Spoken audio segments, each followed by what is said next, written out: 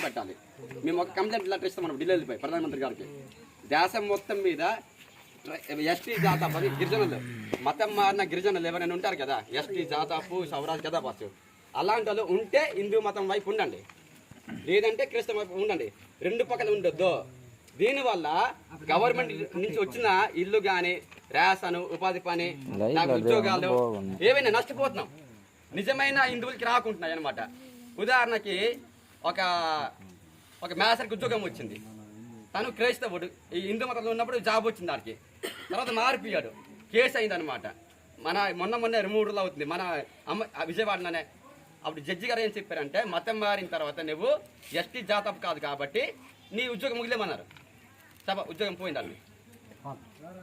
ఉదాహరణకి నేను మేసర్ ఉద్యోగం చేస్తున్నాను. నేను ఈరోజు హిందూ ఓటును, రేపు నేను మతం మారిపోయాను ఎవడో చెప్పడం వల్ల. ఎవడో నా మీద కుళ్ళుకి కేసు పెట్టానుకో, నేను మతం మారినట్టు బైబిల్ పట్టినట్టు ఫోటో వీడియో కానీ, నా ఇంట్లో యేసు బొమ్మ ఉన్నట్టు కానీ చర్చికి వెళ్ళిపోయి ప్రార్థన చేస్తే ఎవరైనా ఫోటో వీడియో తీసి కేసు పెడితే నేను చేసిన ఉద్యోగం పోయి నేను ఎన్ని నెలలు పనిచేసానో అన్ని నెలల జీతం కూడా నేను కట్టాలి గవర్నమెంట్. తెలుసా, నువ్వు గవర్నమెంట్కి మోసం చేస్తున్నట్టు. గవర్నమెంట్ ఏం చెప్తుందంటే, అంటే మన అందరం పుట్టక ముందు నుంచి 1956 అప్పుడు ఎవరు పుట్టలేదు, మీరు కూడా పుట్టలేదు. 1956 డేట్ ఆఫ్ బర్త్ ఎవరికి లేదు ఇక్కడ. ఆ సంవత్సరం రాజ్యాంగం చట్టం రాశారు, దేశం మొత్తం పెద్దలు ఏమని రాశారు, ఈ గిరిజనులు అంటే మనం అనమాట, ఎస్టీ జాతాపు సవరాసి జదబాలు వీళ్ళు ఏం చేస్తారు, ఒక పంట వేసే ముందు కోడి పిల్లకు కోడి గుడ్డు పూజ చేస్తాం, పొలం దగ్గర కందికొండలోన పూజ చేసి భోజనం వండుతాం. అంటే భూదేవతకి మొక్కుతాం మనము, పంట బాగా పండాలని. మళ్ళీ పంట కోసిన తర్వాత, కంది పంట దాని పంట కోసిన తర్వాత మాకు మంచి పంట వచ్చేవమ్మ అనుకుని ఆ భూమి దేవతకి పూజ చేస్తాం, కోడి గుడ్డు కోడి పిల్ల ఇచ్చేసి. ఇది మన ఆచారం అన్నమాట, ఆచారం కదా. ఇలాంటి పూజలు, ఈ గ్రామ దేవత పూజలు ఉంటాయి కదా, జాగ్రమ పూజలు, గొడలం పూజలు, అలాగే మన పండగలు కొండిం కొత్త ఘాటవాళ్ళు, ఈ ఉగాది ఇలాంటివి మరిచిపోతాం ఎప్పుడైతే మతం మారామో. గవర్నమెంట్ ఏం చెబుతుందంటే, నిజమైన గిరిజనులు వాళ్ళ పూజా విధానము మన వేరే ఉంటాయి, ఇవి మన పూజలు అనమాట. మనం బొట్టు వేసుకుంటాం, కాలు కట్టుకుంటాం, గోజు వేసుకుంటాం, కాలు మట్టిలు ఉంటాయి, చీర కడతాం, అన్ని మన ఆచారం ఇది. మనం చెట్టుకి పూజిస్తాం, రాయికి పూజిస్తాం, జాకరం అంటాం, గొడవలం అంటాం. ఇలాంటి పూజల విధానం ఎవరైతే చేస్తారో నిజమైన ట్రైబల్ చేస్తామంట, నిజమైన ఎస్టీ జాతం సవరాసు. అవన్నీ ఎప్పుడైతే అంతరించిపోతాయో ఇంకా వాళ్ళు నిజమైన జాతపు సవరాస్కారు. తెలుసా, వాళ్ళ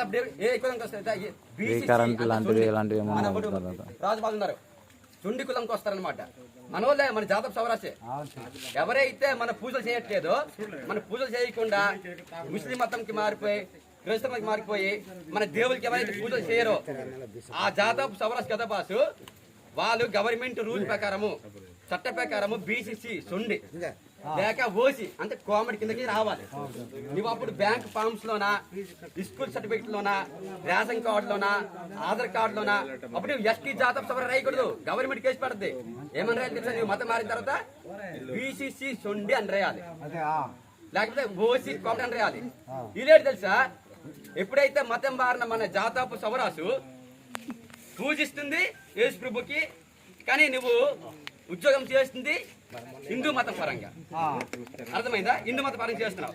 వీళ్ళు ఎప్పుడైతే మతం మారినట్టు బ్యాంక్ ఫార్మ్స్ లోనా, స్కూల్ సర్టిఫికేట్ లోనా, రేషన్ ఆధార్ లోనా అక్కడ నేను మతం మారిపోయాను క్రైస్తవ మతం అని రాశారు అనుకో, రేషన్ రాదు, ఆధార్ రాదు, ఇల్లు రాదు, ఉద్యోగం రాదు.